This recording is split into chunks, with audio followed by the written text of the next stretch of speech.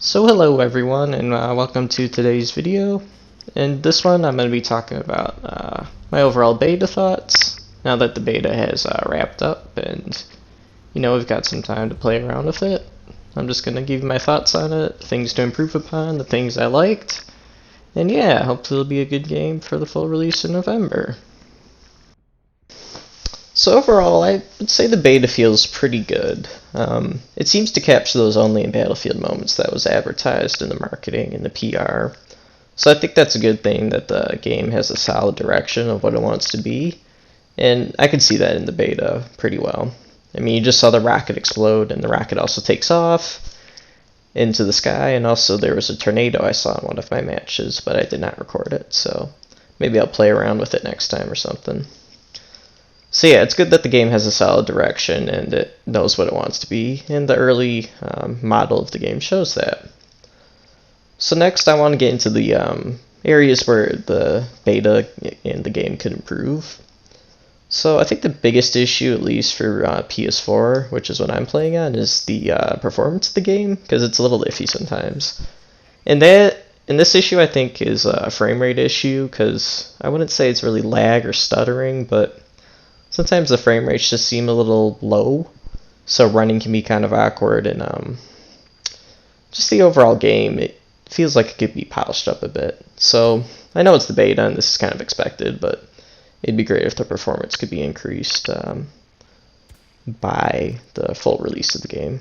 And I think if that happens, it'll be a pretty solid game to play.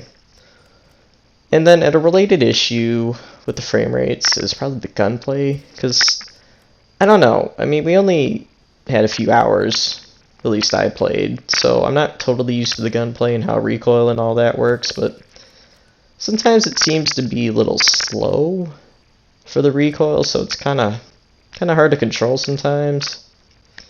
And also just aiming down sights sometimes can be a little stuttery with those low frame rates, so if that could be increased, the frame rates, I think the gunplay would tighten up and it'd be a more satisfying game to play. And also when the little kill feed marker appears next to just below your reticle, if that delay could be like taken out so it's more instant, that would help I don't know, make the game feel more tactile and responsive to how you interact with it. Then I would say the other biggest issue is the specialists. So I wasn't exactly sure about how the specialists would work and like how they would replace the normal class system. No, I would say it's pretty neat that you get to run around with like whatever gadgets you want, and I don't think the rocket span's too bad then, because you can either pick a rocket or you can have like a medic pouch or crate, so you really can't be like a fully armed army, for lack of a better term. But the specialists, they're the same four characters on both sides of the team, so there's a lot of times you're shooting your teammates because you don't know if they're enemies. Then I would imagine enemies can like sneak up on you because they look exactly the same.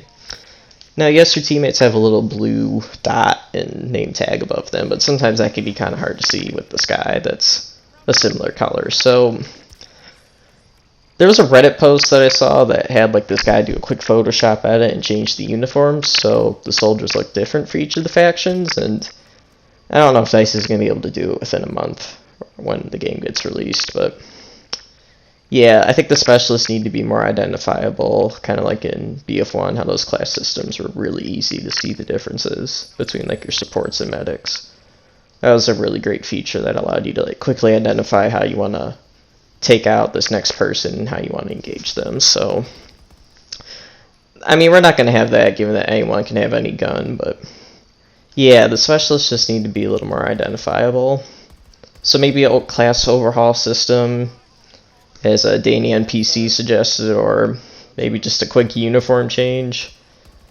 And canonically, in the game, it doesn't really make much sense that the exact same person is fighting each other, so sometimes it can get a little silly, so yeah. So another thing that I think could be improved is the UI of the game. So sometimes in my clips, as you've probably seen, there's like a bar that drops down that says like we've captured this sector. To be fair, it's kind of clunky and obtrusive. I mean, if it could be a little more subtle and refined, that'd probably be the best.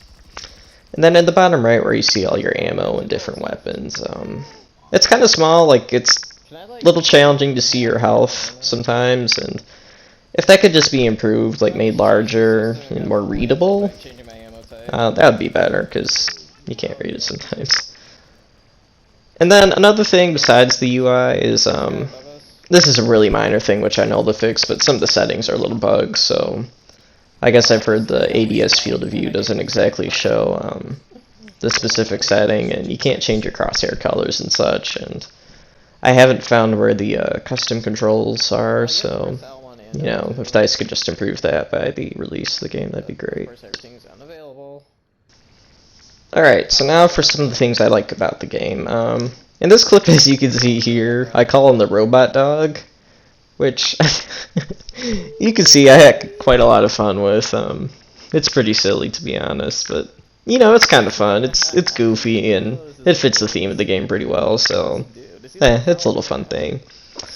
I'm also really happy that health attrition is gone, so even though you can like use your healing specialist and medic crates, but your health always returns back to 100, so that's a real positive for the game. Makes solo play a lot easier.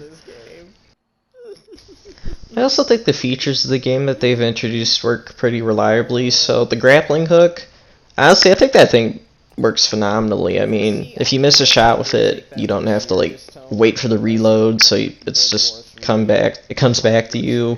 The grappling system, like hooking onto things and hopping on top of ledges, that works great too. So it's really refined.